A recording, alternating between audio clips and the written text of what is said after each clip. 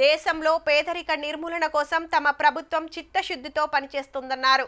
కూడు గూడు గుడ్డ అందరికీ కల్పించడమే తమ ప్రథమ కర్తవ్యమన్నారు. ఎన్నో పథకాలు ప్రవేశపెట్టినందువలన పేదరికం గణనీయంగా తగ్గినట్టు వెల్లడించారు. దారిద్ర్య రేఖకు దిగువనున్న అట్టడుగు వర్గాల అభ్యున్నతికి విశేషంగా కృషి చేస్తున్నట్టు ప్రకటించారు.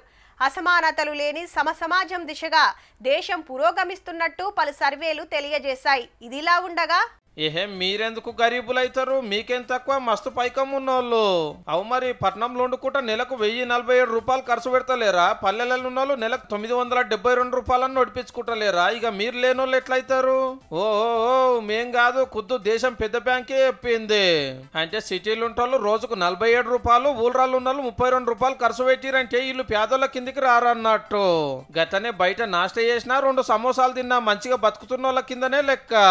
దేశంలో గరీబితనం లేదని చెప్పేదానికి గమ్మత్ లెక్కలు చెప్తున్నారు. మళ్ళా కోట్ల మందికి తిండి లేకున్నా, రోడ్ల మీద అడుక్కుంటున్నా, గుడిసెలున్నా, దవాఖానలో చూపించుకునే తాకత్ లేకున్నా దేశం మస్తు డెవలప్ అవుతుంది అన్నట్టు.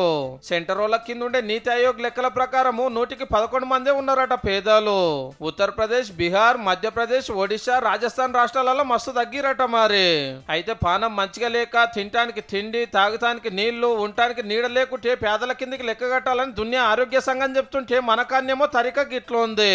ఈ లెక్కన తీసుకున్న రోజుకు 32 రూపాయలు గిన ఖర్చు పెట్టే తాకత్ లేనోళ్ళు ఉన్నారంటే దేశం ఎంత డెవలప్ అవుతుందో చూడండిగా.